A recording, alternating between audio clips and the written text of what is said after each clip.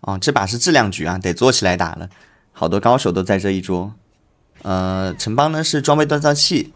这个装备锻造器呢前期的话就是多核肉装，这样有助于打连胜。一阶段的流卡可以大致看一下，出了一个2星杰拉，然后前排的话是没有对子。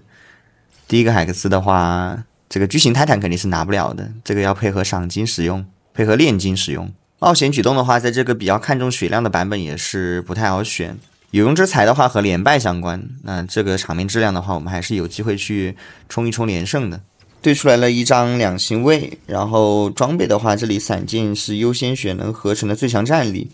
手里有个2星杰拉，考虑做把羊刀，然后全套的话做一个偷偷给2星位，这个质量应该是有望5连胜，按平常的经验来看，但是这个想法在2-2的时候就破灭了。对面这个火火的2星拉克斯，然后拼了一些前排，在2-3阶段的连胜表现是非常夸张的，到后面可以看一下。那跟他对战了这一把之后的话，这个拉克斯是前期必留了，如果说有启动装的话，不管是羊刀也好，还是青龙刀也好。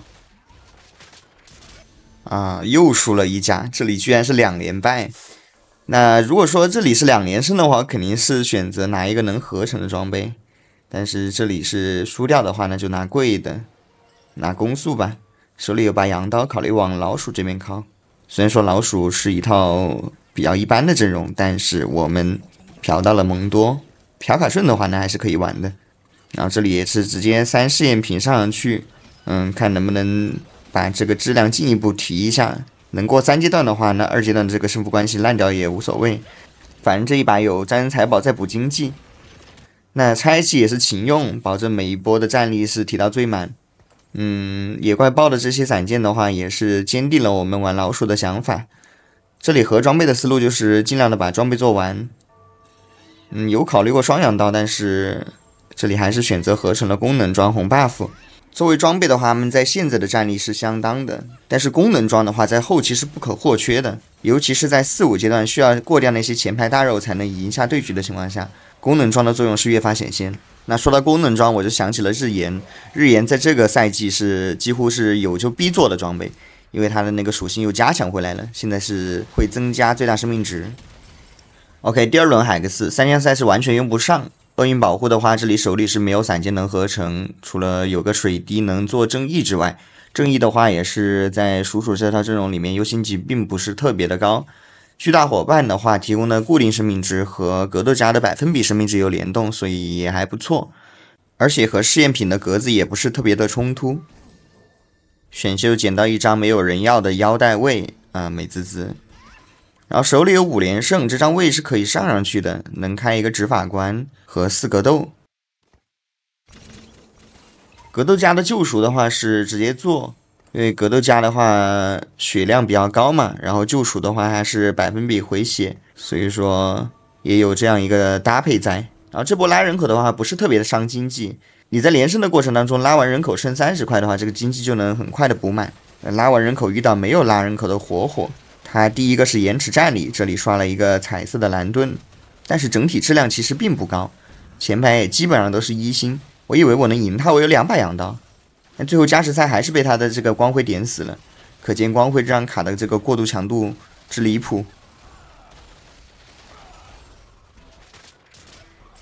第3轮海克斯高级月光，如果选的话只能养麦迪，但是我们手里有一张叔叔了。神器工厂的话肯定是不考虑的，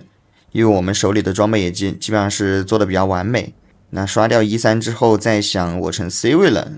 我成 C 位了与之前海克斯的 combo 的话只有一个巨大伙伴，但是我们8人口加上我成 C 位了是基数单位，所以说也没有办法让每个人都吃到巨大伙伴。那这里也是出了一个斗转，那这里有2条路，选终身黄铜去走一个3试验品的拼多多可以，然后第2条路的话就是选一个斗转，然后去玩慢盾蒙多。我没有马上选斗转是因为这一把我们的腰带装其实并不是特别的多，所以有一些犹豫。3试验品拼多多那边的话也是有上限的，如果最后拼的还可以的话，但是后面转念一下还是选择慢盾，因为我们这个后排的话是除了一把羊刀带了2个功能装，可能伤害不是特别的够。然后第2方面的话是手里有个大尼口，能保证待会儿蒙多能抽到2星。8级的话花钱也是花的比较克制，这里是剩了30多块钱，然后进下一波的话是40多块钱。异变的话是保底60块钱出，所以说40多块钱应该问题也不是特别大。来了异变，44块钱。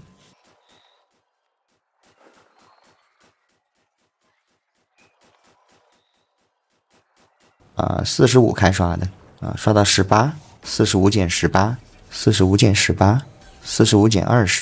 20，25加2，27花了27块钱。5-1出野只有一个猜，细节一下，把这个没有带装备的蒙多放上去，先给一个斗转，确认没问题之后，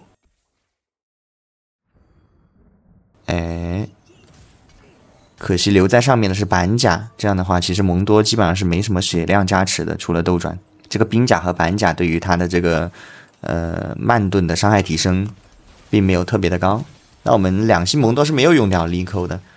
在最后一地的时候出了一个伊利斯，这波锁一下，然后手里的大尼口就是用来捏伊利斯的。火火的这个蓝发的话抽的并不是很好，到5阶段的话前后排只有1星，所以说我们赢的也是非常轻松。那下一波打的是他的同行另一家李少的蓝发小队，这家8级的蓝发小队3战力2个战力吧，第一个是游神的盟友，出了瑞尔，然后赤尔灵魂是非常好的战力。最近看到好多左移是出大天使的，好像效果还不错。这把2家左移都是出的大天使，可能是用来残局弹前排的。然后对到了 Ace 的这个卡米尔，那 Ace 也是非常懂，知道这个慢盾蒙多的输出点在哪，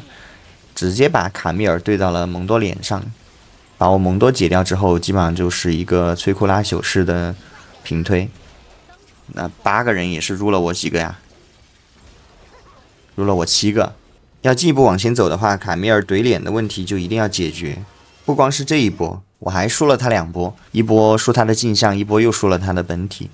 基本上都是因为这个问题而导致输掉的。但是这个试验品格子又让我好像能调整的空间没有特别大，这里在想办法，下一次遇到他的时候怎么办？然后另外一家第5个季节的话，这一家的这个3试验品拼多多老鼠和他打了几波都是能赢的，而且最关键的是他能打 Ace， 那他能打 Ace， 我又能赢他，那最后吃鸡的岂不是7阶段野怪给的闪剑，我们还能再优化蒙多的装备。这里找到一个狂徒，用掉倒数第2个采器，然后把钱花完，提前想好怎么落位，我已经想到办法了。办法就是什么呢？办法就是你看一下吧，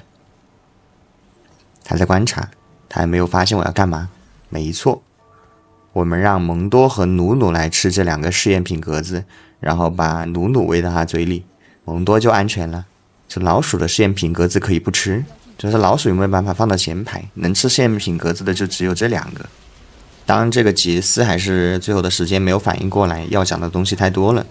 这个灯笼肯定是拉到前排，或者说把杰斯拉到后排，给后排加攻速。不过没关系，瑕不掩瑜。调整站位之后，也是非常惊险的赢下这一波，把 Ace 带走。